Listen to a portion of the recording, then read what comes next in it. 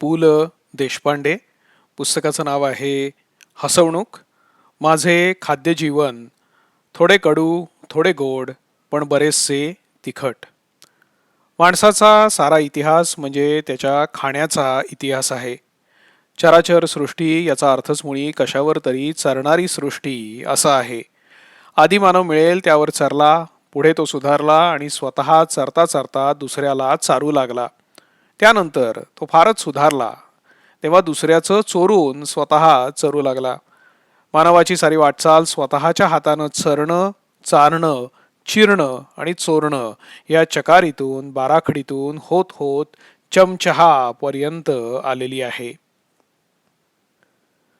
हा थोर परिच्छेद, ही वाक्य वस्तुतः माझीच आहेत. केवळ त्याचा गंभीर विचार व्हावा म्हणून अवतरणं वगैरे मी टाकलेली आहेत, कारण नावामागे कैलासवासी वगैरे लागल्याशिवाय चांगल्या वाक्यांना देखील सुभाषितांचं मोल येत नाही. असो, एका जुनाट घरातलं स्वयंपाकघर आहे. काळोखं, कोनाड्यात रॉकेलची चिमणी भणभणते आहे. एके काळी लाल असलेल्या पाटासमोर पत्रावळ मांडलेली आहे. चुलीवरच्या भाताला भांड्यातल्या भांड्यात गुदगुल्या होत आहेत. पोटामध्ये भरपूर भूक आहे. डोळ्यामध्ये नीज आहे. दारातून वाकून वडील आत येत आहेत. ते काहीतरी गुणगुणत आहेत. पलीकडे झोपाळ्याच्या पाळण्यात धाकटा भाऊ टॅह्या टॅह्या करून काहीतरी रडतोय आणि बोलतोय. याच्या सीमारेषेवर जसा काही आवाज असतो तसा काहीतरी काढतोय असं चालू आहे. इतक्यात निखाऱ्यावर टाकलेल्या पापडाचा वास येतो. झोप उडाल्यागत होते. पोटाची मागणी वाढते. झालं हां म्हणून आई तो चिमटीत धरून फू फू करत असते. वडील शेजारच्या पाटावर बसतात. इतक्यात कढईच्या पोटात सर्र होतं. पळीतून आंबाडीच्या भाजीच्या पोटामध्ये शिरलेली लसूण साऱ्या घराचा ताबा घेते. झोप एकदम पळून जाते. पोटामध्ये रडकंदन सुरू होतं. चुलीच्या एका बाजूला भिंतीला पाठ लावून उभ्या असलेल्या भाकरी चतकोरा चतकोराने पानामध्ये पडायला लागतात. काय शिकवलं रे आज मास्तरांनी? ओट्यावर नित्यनेमाने येऊन बसणारे शेजारचे दादा जरा कणखर आवाजामध्ये विचारतात. गरम भाकरीच्या तुकड्यात दडलेला आंबाडीच्या भाजीचा खमंग वास घशामध्ये अडकतो. माझ्या खाद्य जीवनातल्या कडूगोड स्मृतींची आठवण करीत बसलो की हे दृश्य मला सदैव प्रथम दिसतं. खाण्याच्या कितीतरी आठवणी आज जिभेवर आहेत. कधीकधी अशा उफाळून येतात. अगदी भलत्या ठिकाणी येतात. एका गरीब कारकुनी घरामध्ये वाढलो. घर कसलं, पत्र्याच्या भिंतीचं एक झोपडं. खेड्यातलं नव्हे, मुंबई जवळच्याच एका उपनगरातलं. त्यावेळी मुंबईला माणसं अशी येऊन झोंबलेली नव्हती. रविवारी दुपारी इंजिनाच्या झुकझुक गाडीतून कधीमधी वडील मुंबईला घेऊन जात. त्यावेळी स्टेशनामध्ये 10-10, 12-12 माणसंच असायची. पत्र्याच्या झोपडीतलं ते स्वयंपाकघर म्हणजे मध्येच उभा केलेला एक पत्रा. त्याच्या एका बाजूला आमचा हॉल कम बेडरूम आणि दुसऱ्या बाजूला हे स्वयंपाकघर. बाहेर एक ओटी, तिथे एकच आरामखुर्ची असे. आम्ही जेवण झाल्यावर खाली पाय सोडून बसत होतो. वडील आरामखुर्चीवर बसायचे. शेजारी तसलंच एक घर होतं. तिथे शेजारचे ते दादा राहायचे. ते नेहमी अभ्यासच विचारायचे.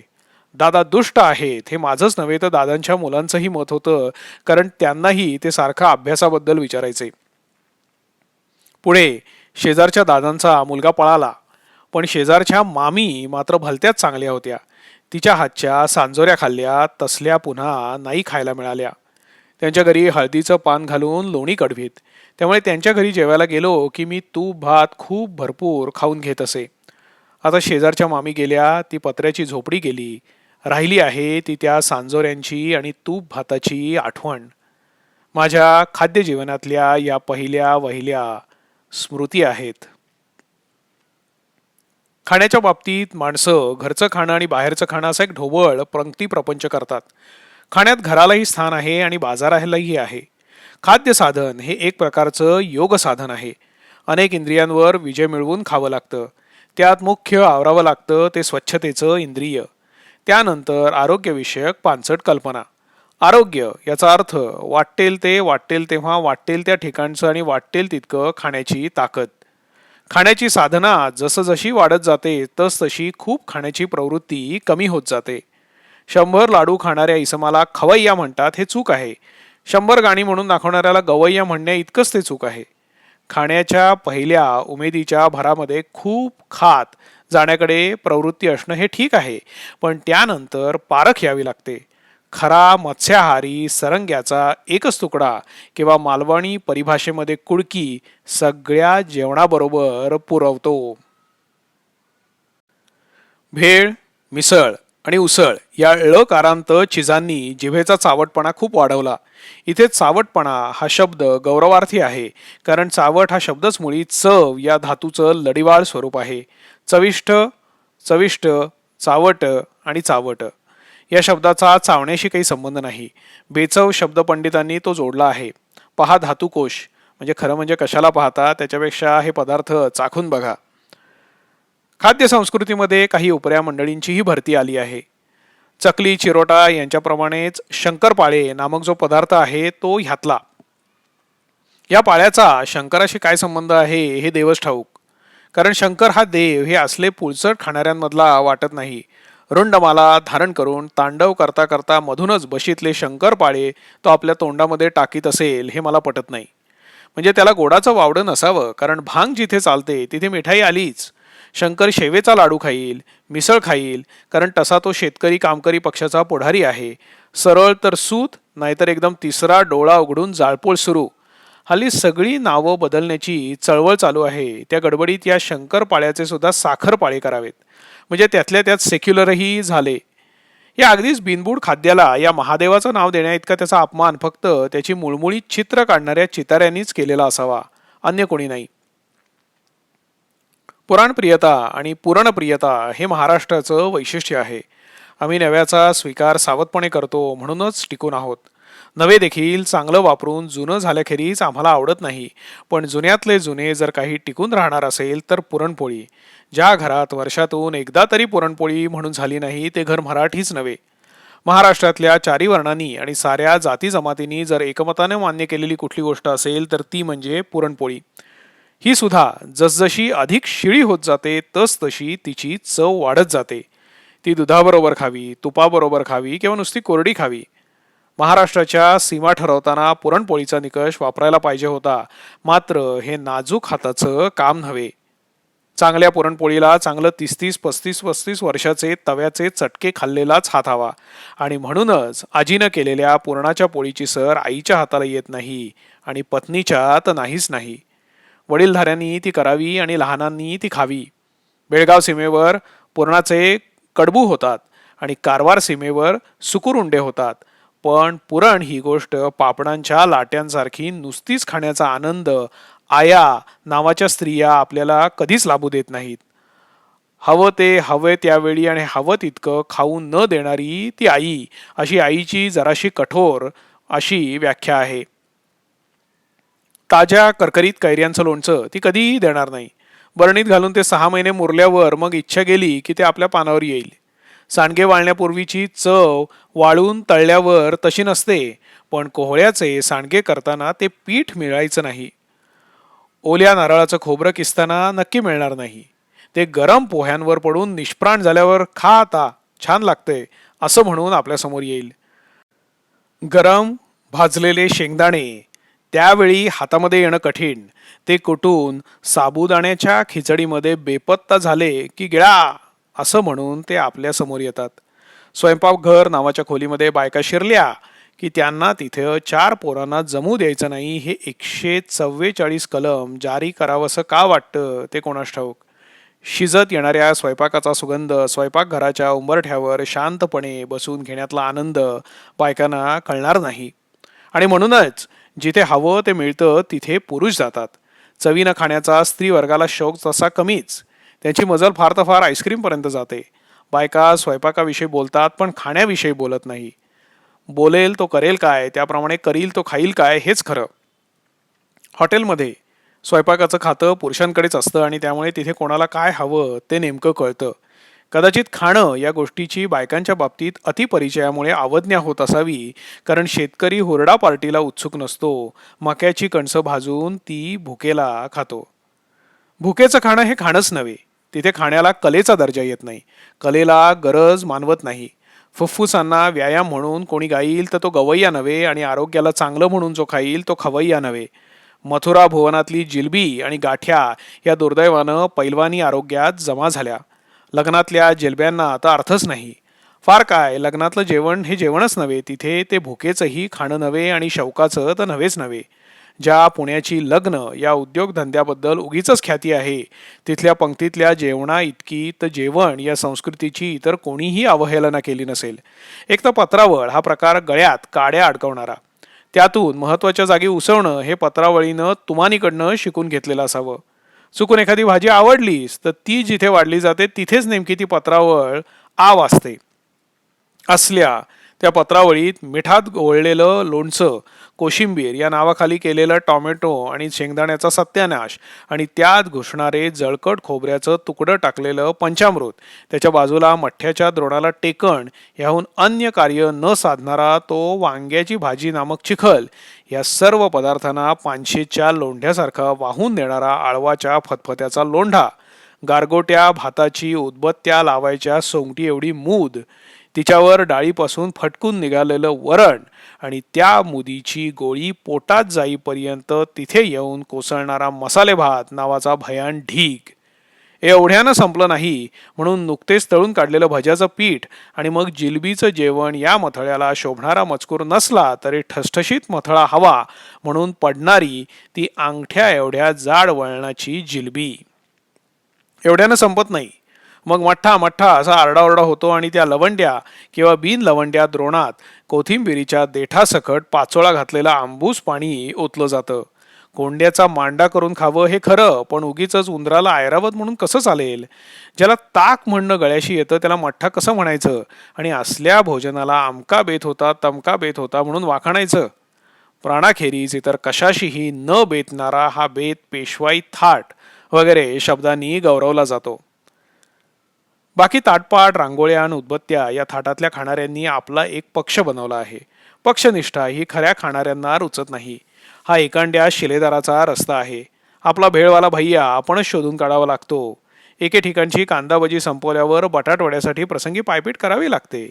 देशी विदेशी भेद मानून चालत नाही.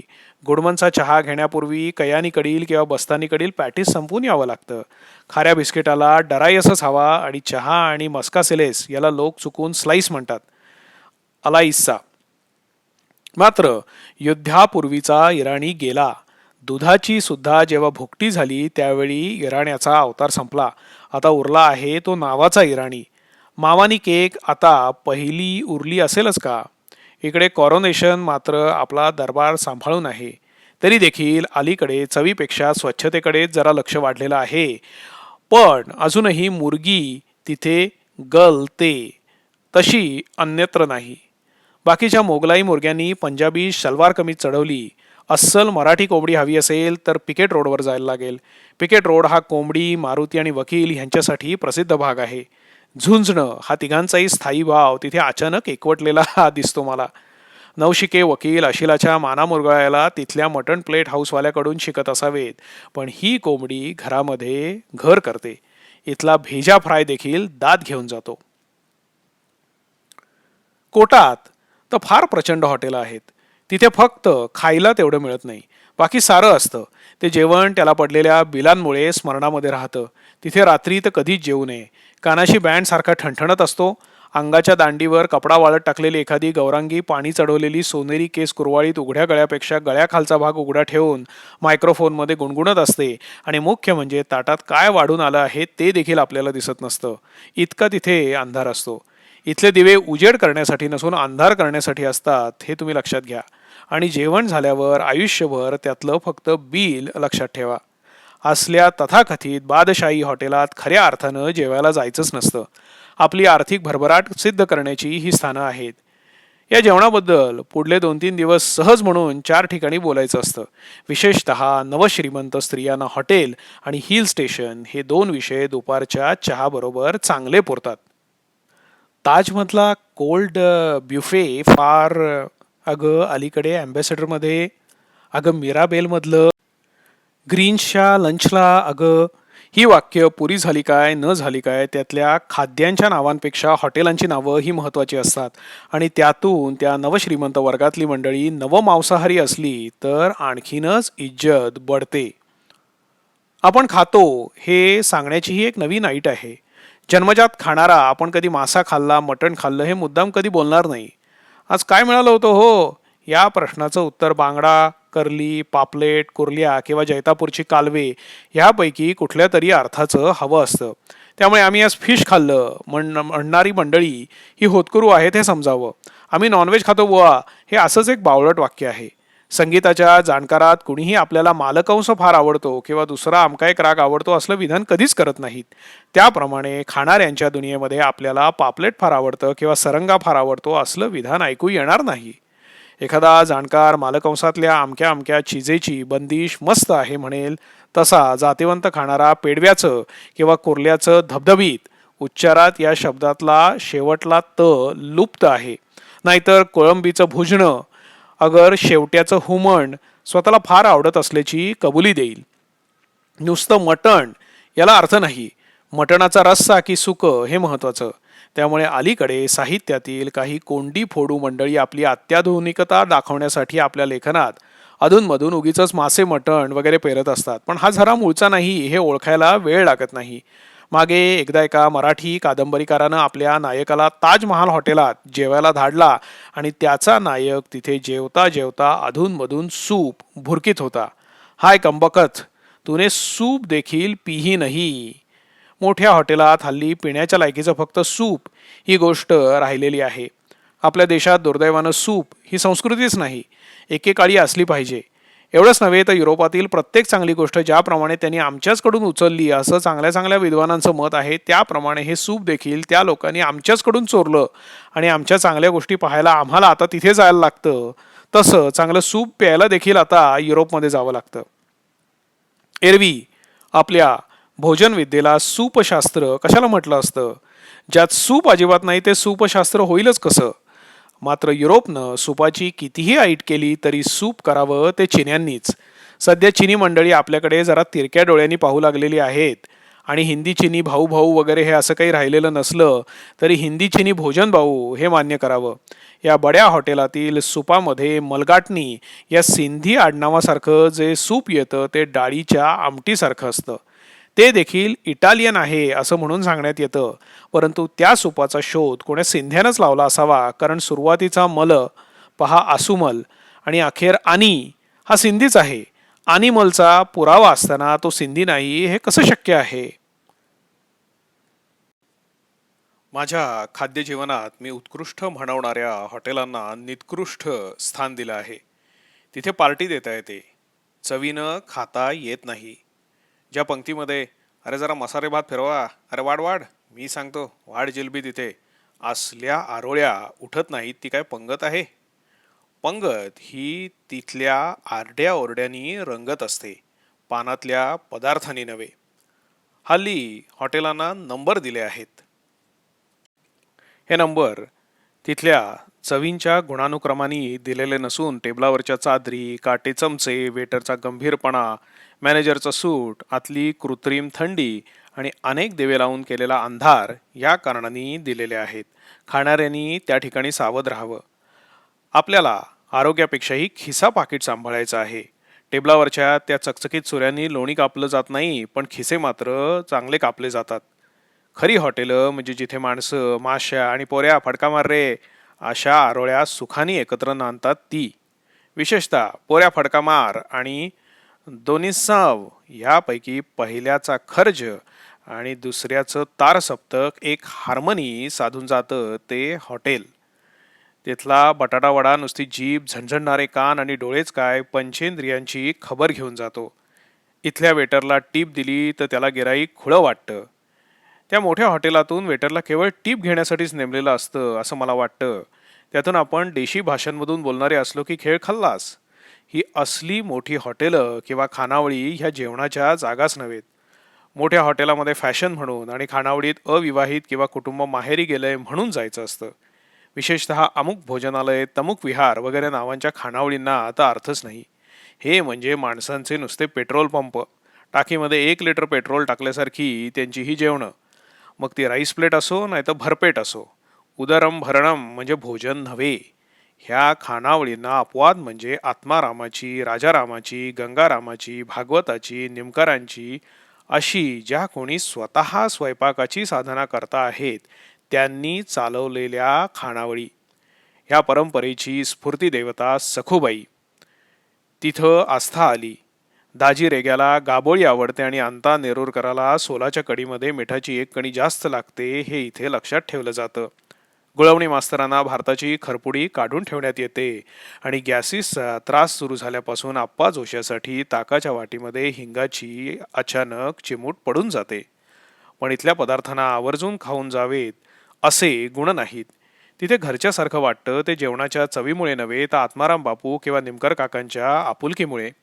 असल्या खानावळींमधले जेवण तिथल्या चविष्ट गप्पांनी रंगतं कारण मालकांना अनेक गोष्टींमध्ये मतं असतं.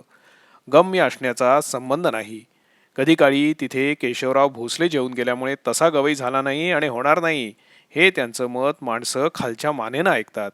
शिवाय उधारी बंद आहे ही पाटी फक्त भिंतीची शोभा वाढवण्यासाठी असते. कधीकधी कुठल्या तरी कोपऱ्यामध्ये पडलेली हॉटेलं भलताच धक्का देऊन जातात. मुगभाटात एकेकाळी चंपाचं हॉटेल होतं. चंपा हे पुरुषाचं नाव आहे हा खुलासा प्रथम करावा हे लक्षात घ्या. तिथल्यासारखी पिवळी बटर बिस्किटं जगामध्ये मिळत नसावीत. रॉकेलच्या डब्यांमधून भरलेली ही बिस्किटं माझ्या लहानपणी रुपयाला शेकडा होती. हे बिस्किट चहाच्या कपात असं काही फुगून येत असे. हंटले पामरनं चंपाच्या पायाशी बसून ते शिकावं. बिस्कुटाची चव बिस्किटांना कधीच आली नाही. सुरती बटरचं नाव झालं पण बटर बिस्किटं ती सावंतवाडीची. तिथल्या लाकडी खेळण्यांहूनही चांगली. परमेश्वर कृपेला पूर्वसंचिताची जोड मिळाल्यामुळे माझा जन्म एका मत्स्याहारी कुटुंबामध्ये झाला. आमच्या घरात परमेश्वराच्या या प्रथमावताराचं मोठ्या प्रेमानं भजन पूजन सेवन व्हायचं. मला गुलाबांच्या फुलाला काटे असतात हे कळण्यापूर्वी कर्लीतले काटे कसे पचवावे हे कळायला लागलं. पोटामध्ये काटे भरून तृप्तीचा ढेकर देणारे आम्ही मत्स्याहारीच. माझ्या एका मत्स्यगोत्री कविमित्राची तर अंतिम इच्छा आपली समाधी समुद्रामध्ये बांधावी अशी आहे. ज्या माशांच्या वर मी आजन्म जगलो त्यांनी निदान एक दिवस तरी माझ्यावर जगावं हे त्यानं मला एकदा काटे चुकवीत बांगडा खाताना ऐकवलं होतं. मी मात्र असा पक्षपाती राहिलो नाही. माझ्या देहावर माझ्या साऱ्या चराचर सृष्टीचा अधिकार आहे कारण मी या सर्वांभूती खाद्य पाहिलं. मी शाकाहाराचा भोक्ता आहे तसा स्वाहाकाराचा. मला तळलेलं निशिद्र नाही, पोळलेलं नाही. लाटलेलं म्हणजे दुसऱ्याचं नव्हे पोळपाटावर. लाटलेलं नाही, वाटलेलं नाही. ऊन ऊन भात, वरण, लिंबू, वांग्याचं भरीत, बाजरीची भाकरी, चटणी, चांगलं ताक. हा मेनू मला जितका प्रिय तितकीच तिरफळ घालून केलेली बांगड्याची लाल भडक आमटी, भात आणि खोबरेल तेलाचं बोट लावलेला पापड, सोलाची कढी. मात्र दुसऱ्या मेनूनंतर नुकत्याच फोडलेल्या नारळाची कातळी हवी आणि पहिल्या मेनूनंतर पान हवं. भारतीय संस्कृतीबद्दलचा माझा आदर दर सणामागल्या पक्वान्नातून सांडतो. होळीच्या पोळीची चव रामनवमीला नाही. रामनवमीचा सुंठवडा कृष्ण जन्माला पटत नाही. बुंदीचा लाडू दिवाळीला चालतो तसा दसऱ्याला चालवून पहावा. आणि भुसभुशीत मोतीचूर बुंदीच्या लाडवावर माझी श्रद्धा नाही. मूगदळाच्या आणि बुंदीच्या लाडवांनी दातांची खोलवर चौकशी केली पाहिजे. त्यामुळे तो भुसभुशीत मोतीचूर मला आवडतच नाही. अनारशावर आणि चिरोट्यावर मात्र माझी अजिबात भक्ती नाही. अनारशाला काही कॅरेक्टरच नाही असं मला वाटतं. अनारशामागे कोणतीच संस्कृती उभी नाही आणि म्हणूनच मला तसं वाटतं. आणि चिरोटा कुण्या पुस्तकी सुगरणीचा घरी करायला घेतलेल्या खाऱ्या बिस्किटांचा साचा मीठ घालायला विसरून नेमका बिघडला आणि ते पीठ थापून त्यावर साखर पेरणीची मखलाशी करून बिस्किटाऐवजी चिरोटा म्हणून तिनं नवऱ्याला बनवलं असं मला वाटतं. खाद्यांचं देखील एक खानदान आहे. त्या खानदानाचा ते पदार्थ तिखट गोड किंवा आंबट तुरट असण्याशी काही संबंध नसतो. चकलीला खानदान नाही, ती उपरी आहे. तिच्या भोवती वातावरण नाही, ती खुसखुशीत असो अरळ झालेली असो पण तिला आपला असा स्वभाव नाही. नुकतीच तुकडेमोड आहे पण कडबोळ्याला मात्र कुळं आहे. उद्या पदार्थांच्या जातीच करायच्या ठरवल्या तर कडबोळे हे देशस्थ वैष्णव कुळीचं कानडी उच्चारानं मराठी बोलणारं आहे असं म्हणावं लागेल. तर चकली आंतरजातीय विवाहातून जन्मलेलं अपत्य आहे. कारवारकडे कडबोळ्याचेच 2 वळसे कमी करून मुदी करतात. कारवारीत मुदी म्हणजे अंगठी. चकली भानगड गल्लीतली तसा चिवडाही. पण चिवड्यात 18 पगड गोष्टी असून त्याच्या भोवती मित्रमंडळीच्या अड्ड्याचं कुंपण आहे. मात्र चिवडा हा एकट्यानं खायचा पदार्थ नव्हे. चिवड्याची चव खाणाऱ्यांच्या संख्येने गुणली तर वाढते. पण चिवड्यातला अत्यंत चविष्ट भाग तळाशी उरलेले तिखट मीठ इतरांची नजर चुकून तर्जनीनं चेपून ती जिभेवर दाबल्यावर कळतो. मात्र याला खूप मोठं धैर्य लागतं. चिवड्याचं मूळ स्वरूप म्हणजे भत्ता. त्याला मजूर चळवळीच्या प्रथम चरणात लेनिन मिक्सर म्हणत असत. म्हणजे भोवती मार्क्सवादी गप्पा सुरू झाल्या की भत्त्याचं लेनिन मिक्सर होत असे. कुरमुरे, डाळ, दाणे, कांदा, बारीक शेव, कोथिंबीर, मिरच्या आणि उघड्यावर गप्पा. चार चौघात जो ओतला की अरे बापरे, एवढं कोणी संपवणार, असा सार्वजनिक उद्गार निघून ज्याचा शेवट रिकाम्या कागदाखाली पडलेला शेंगदाणा हळूच उचलून तोंडात टाकण्यावर होतो, तो खरा भत्ता. जगामधली उत्तम सुख फुकटात मिळतात हे सूत्र जातीच्या खाणाऱ्यांनाच कळावं. उकडलेल्या गावरान शेंगा हे याचं उत्कृष्ट उदाहरण. कॉलेजमध्ये पत्त्यांचा अड्डा बसला की क्लबात मणभर शेंगा आणून उकडत लावलेल्या असायच्या. भोवतालच्या बघ्यांकडे क्लबातून आळीपाळीनं त्या शेंगा उपसून आणायचं काम असे. मग शेंग खावी ती फक्त गावरान. मी खुद्द जपानात जाऊन जपानी शेंगा खाल्ल्या. त्या शेंगा एखाद्या गोऱ्यापान पण फोफशा बाईसारख्या. त्यांना ते म्हणतात. ते आकर्षण नाही. गावरान शेंगेच्या चवीला माळावरच्या शिडशिडीत पण जवानीच्या तेजात तळपणाऱ्या काळ्या सावळ्या गोफणवालीचं इट्ट आहे. पहिल्या 4 शेंगांमध्ये तोंड खवळतं. मन म्हणत असतं आता पुरे, नको त्या दिशेला पाहू. पण इथे मनावर जीभ पट्टा फिरवून जाते. आपण शेंगा खातो तसं चिनी लोक खारवलेल्या कलिंगडाच्या बिया दातातल्या दातात उघडून खातात आणि पुटक्कन फोलपट टाकतात. मी 2-3 बियामध्ये खूप वेळा जीभ चावली. शेंगा उकडता उकडता त्या मातीच्या पाण्याशी आणि मिठाशी मुरून जातात. मग सालीवरची माती, मीठ, ती साल, आतला दाणा यांचा असा काही चवदार मेळ बसतो की ती भुईमुगाची शेंग भुई आणि मुग याचं अद्वैत होऊन पोटामध्ये जाते. शेंगा दुपारी उकडत लावाव्यात आणि उकडल्यावर तशाच ठेवून संध्याकाळी खाव्यात. पूर्वी मुंबईला सिनेमामध्ये खारी शेंग मिळे. आता त्याची जागा वेफर्स आणि पॉपकॉर्न यांनी घेतली आहे. एका जुन्या पैशात हातभर उंचीच्या त्या तिकोणी नळकांड्यात 12 ते 14 खाऱ्या शेंगा भरणारी कसबी मंडळी कुठे गेली? बाकी भाजलेल्या शेंगा ह्या नेहमी दुःखांत शेवट करून जातात. शेवटली शेंग ही नेहमी थू थू करायला लावते. चिवड्यात सालांसकट शेंगदाणे टाकल्यावर पिवळ्या चिवड्यात जी दाण्यांच्या लाल सालीची आणि किंचित तळून पोपटी केलेल्या मिरचीची रंगसंगती जमते, ती मजा शेंगदाणे सोलून पडले की निघून जाते. सोलून केलेल्या भाजल्या शेंगदाण्याच्या चैनीच्या खाण्याशी काही संबंध नाही, उपाशी खाण्याशी आहे. शेंगदाणा कुटून फक्त त्याची चटणी चांगली होते आणि हे कूट फक्त सोलापूरच्याच लोकांना जमतं असं माझं ठाम मत आहे. शेंगदाण्याची चटणी महाराष्ट्रात सर्वत्र होते, पण त्याला स्फोटक चव फक्त सोलापूरचीच. सोलापुरी चिवडा ही मात्र एक निव्वळ जाहिरातबाजी आहे. चिवडा सोलापूरपेक्षा कोल्हापूरचाच. छत्रे यांचा महाराष्ट्रावर या 3 छत्र्यांचे अनंत उपकार आहेत. एक चिवडेवाले हे कोल्हापूरचे, दुसरे ते सर्कसवाले आणि तिसरे केरुनाना ते गणितातले. उपकार उतरत्या श्रेणीने मात्र घ्यावा. पहिला चिवडेवाल्यांचा, मग सर्कसवाल्यांचा आणि सगळ्यात शेवटी त्या केरुनानांचा. कारण चिवडेवाल्या छत्र्यांनी कोल्हापूरच्या रमला जी झणझणीत साथ दिली ती असंख्य उघडे शेमले आणि काही चोरट्या झिरमिळ्या आसमानात पोहोचवून आले. सर्कसवाल्या छत्र्यांनी वाघ सिंह सांभाळले यापेक्षा रहिमत खा सारख्या भूगंधर्वाला पाळलं हे त्यांचे खरे उपकार. आणि शेवटले गणिती असल्यामुळे त्यांना माझा केवळ अज्ञानापोटी आलेला नम्र प्रणाम. बाकी शेंगदाणा ही वस्तू मात्र केवळ दुय्यम भूमिका करणाऱ्या नटासारखी नाही. गुडदाणीमध्ये तिला स्वतंत्र अस्तित्व आहे. गुडदाणी हे पुण्याचं वैशिष्ट्य. विशेषतः राजगिऱ्याची चिक्की आणि गुडदाणी ही बाहुलीच्या हौदापुढे ग्लोब सिनेमाजवळ रात्रीचा शो सुटल्यावर पेट्रोमॅक्सची बत्ती पेटवून लखलखाट केलेल्या हातगाडीवाल्याकडून घ्यायला हवी. हा प्रकार दिवसा उजेडी खायचा नव्हे. मुंबईमध्ये चिक्की विकतात पण ती खरी नव्हे. आणि लोणावळ्याची चिक्की ही तर केवळ कागदी करामत आहे.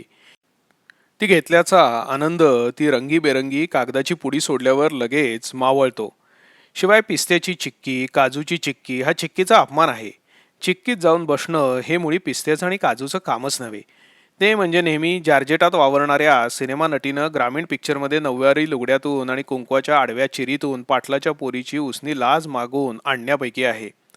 नदीकाठी गुडघाभर पाण्यामध्ये कळशी बुडवताना ती वाकली की चटकन केसांच्या कृत्रिम लटा आणि जाणून बुजून ढळवलेल्या पदरामागली कृत्रिम शोभा दाखवून जाते. चिक्की हे एकदम गावरान काम आहे. चिक्की आणि शेवेचा लाडू पॅकबंद संस्कृतीमध्ये बसत नाही. चिक्की हे जनतेचं खाणं आहे, जनतेचं. तिथे पिस्त्याशी आणि काजूशी सूत जमत नाही. पिस्ता हा स्वागत समितीचा दिखाऊ सदस्य, शेंगदाणा हा मांडवामध्ये राबणारा स्वयंसेवक, काजू मात्र वरच्या आणि मध्यम वर्गातला. तो जसा बदामाच्या कुळातला तसं म्हटलं तर सात्विक, म्हटलं तर झक्की. मटणात बदाम चालतो, काजू नाही. दुधात बदाम चालतो, काजू नाही. काजूचा लाडू ही मात्र खरी मालवणी करामत. देशावर ज्योतिबाच्या जत्रेमध्ये शेवेचा लाडू खावा आणि कोकणातल्या उत्सवाला साखरेतला काजू आणि ताजं खाजं खावं. कोकणात मात्र शेंगदाणा हा मात्र उपासालाच. त्याला स्वतंत्र स्थान अजिबात नाही. हिंदीत शेंगदाण्याला चिनी बादाम म्हणतात. शेंगदाण्याचा संपूर्ण अधप्पात पाहायचा असेल तर टॉमॅटोच्या कोशिंबिरीमध्ये. देशी शेंगदाण्याचं कूट आणि विदेशी टॉमॅटोचा रक्तपात मिसळून ही कोशिंबीर होते. त्याच्यामध्ये टॉमॅटो पूर्ण मरून जातो आणि शेंगदाणा निष्कारण कुटला जातो. शेंगदाण्याचं खरं व्यक्तिमत्व चिवड्यामध्ये उजळून येतं, पण कौशल्य योग्य योजनेमध्ये आहे. बाकी या बिचाऱ्याच्या नशिबी गुण असून एकट्यानं मानानं जगणं कमी. कधी गुळाशी सोयरीक तर कधी तिखटाशी सलगी, कधी चिवड्याचा आप्त म्हणून तर कधी आळवाच्या फतफत्यात. हा कुणानं कुणाचा पाठीराखा म्हणूनच येतो. भाजलेले शेंगदाणे बशीमध्ये घालून खात खात वर्तमानपत्री लिखाण चांगलं जमतं असं म्हणतात. काजू बदाम वगैरे मंडळी स्वतःचं अस्तित्व टिकून असतात, इतरांची मिसळत नाही तसं नाही, पण आपली मिजाज ठेवून असतात. विशेषतः एखादा बदाम आपली कडवट स्मृती कायमची ठेवून जातो. त्यातून शिरा, आटीव दूध, रबडी, हलवा वगैरे वरच्या वर्गामध्ये याचं बसणं उठणं जरा जास्त. तसा बदाम हा मुळात शाकाहारी खानदानाशी संगनमत करणारा, वृत्तीनं सात्विक. काजू थोडासा जरा तामसी, कारण घराणं दारू गाळणाऱ्यांचं आणि त्यामुळे जरा अधिक विषयासक्ती त्याच्याकडे आहे. तरीही मुगाच्या आमटीत भाव खाऊन जातो कधी कधी तो काजू. काजूची उसळ नावाचा प्रकार मात्र अगदीच म्हणजे येडपट. अस्सल गजल कवालीवाल्याला धाव रे रामराया म्हणायला लावावं तशापैकी. उसळ ही वाल, हरभरे, मटकी, मटार, कुळीत यांची करतात, काजूची नव्हे. सुक्या फळांची सगळ्यात गरीब जात शेंगदाणा आणि अत्यंत मिजाशी अवलाद म्हणजे पिस्ता. याच्या नावातच पेशावरी सुरम्याची ऐट आहे. याची नुसती हिरवी पखरण भाव खाऊन जाते, मात्र मुसलमानी संस्कृतीमध्ये हा अधिक रमतो. तिकडलाच आहे तो. आता श्रीखंड बासुंदीवर त्याला पसरतात, पण ते त्याचं काम नव्हे. पिस्त्याची पखरण पहावी इराणी फिरणीवर, त्यात मुलायम साटिणी पिवळ्याशी. ह्याची हिरवी ऐट अशी उठून दिसते की पिवळ्या जर्द शलवार कमीजवर हिरवी रेशमी ओढणी घेऊन पहुडलेल्या काबूल कन्येची ते दृश्य पाहताना कधीकधी याद यावी.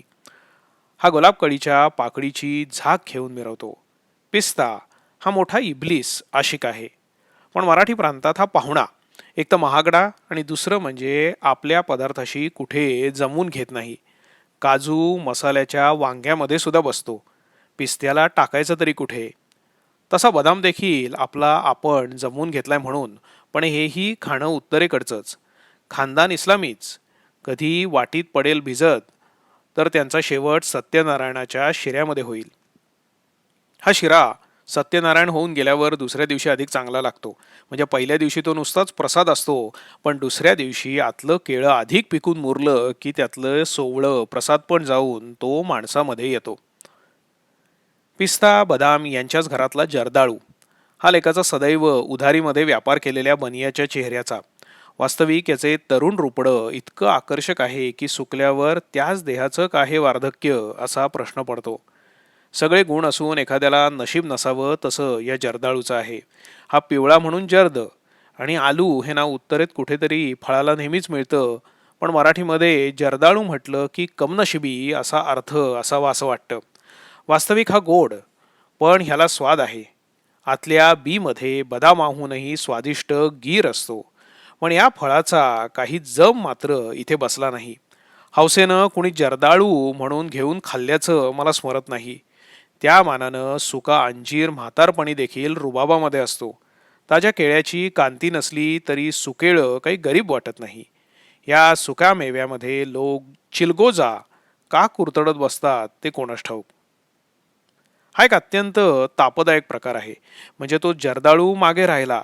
अतिशय वाईट म्हणजे अतिशय तापदायक हा चिलगोजा. ज्या सुक्या मेव्यानं यत्किंचितही सुखवलं नाही असा हा चिलगोजा.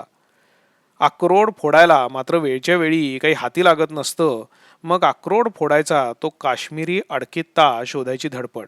म्हणजे पहिला तो जर्दाळू, दुसरा तो चिलगोजा आणि हा मग अक्रोड. तो फोडायचा कसा? मग तो सापडून अक्रोड फोडून खायचा. मग ती खाता खाता धावपळ धडपड ती मग सार्थकी लागते असं वाटायला लागतं. काट्यानं काटा काढतात तसा अक्रोडानं अक्रोड फोडावा.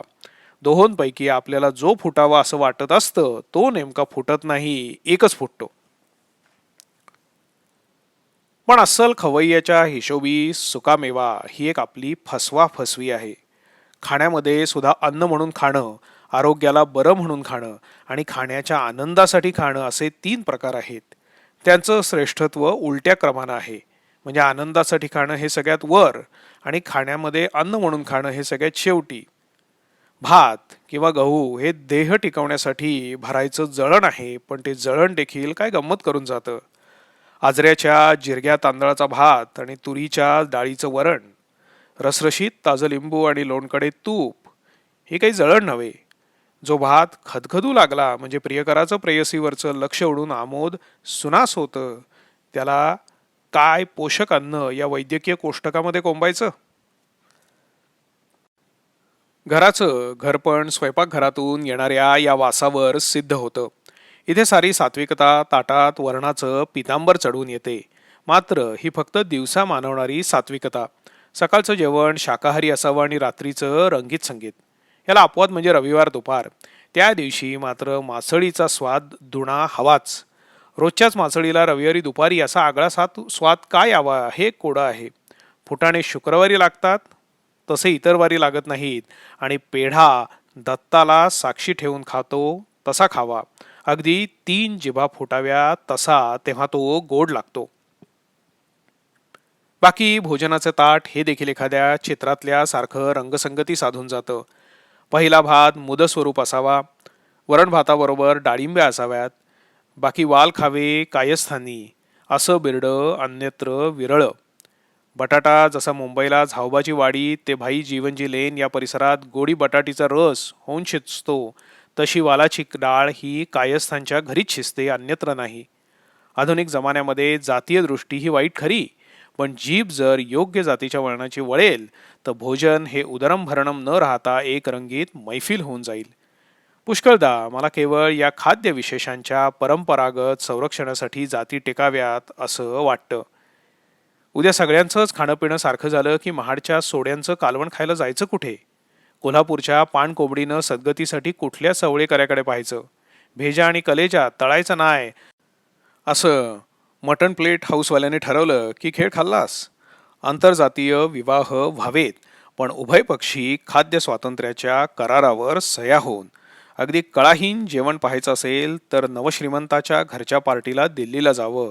एक तर पंगत नाही, टेबलावर पायरेक्सच्या डिशमध्ये ते ठेवलेले पदार्थ, तोच निस्तेज मसाला घातलेली मुर्गी, तीच कळाहीन बिर्याणी, तीच ती फ्लॉवरची निस्वाद भाजी, त्याच टोमॅटोमुळे कांदे बीटच्या चकत्या, तीच मटण बॉलची करी, त्याच पुऱ्या, तीच फिक्कट पंडुरोगी चटणी आणि तेच दही वडे. अत्यंत संस्कृती शून्य हे जेवण. आपणच ओढायचं, आपणच गिळायचं. ज्या कोंबडीच्या आणि आपल्या पहिल्या ओठी भेटीत डोळे पाणावत नाहीत ती कोंबडी खाण्याऐवजी दुध्या भोपळा खाल्लेला बरा. जो बोकड जाता जाता जिभेला चटका लावून जात नाही त्याचा निष्कारण बळी का द्यायचा? पाश्चात्यांचं हे नुसतंच अन्न उकडणं म्हणजे आधुनिकता असं समजायच्या या काळामध्ये भारतीय खाद्य आपली सांस्कृतिक पातळी गमावून बसतायत. दही वडा हा काय रात्रीच्या जेवणाबरोबर खायचा पदार्थ आहे? मला दही वडा हा शब्द मोठ्यानं म्हणायला देखील आवडत नाही. गोसावडा म्हटल्यासारखं वाटतं.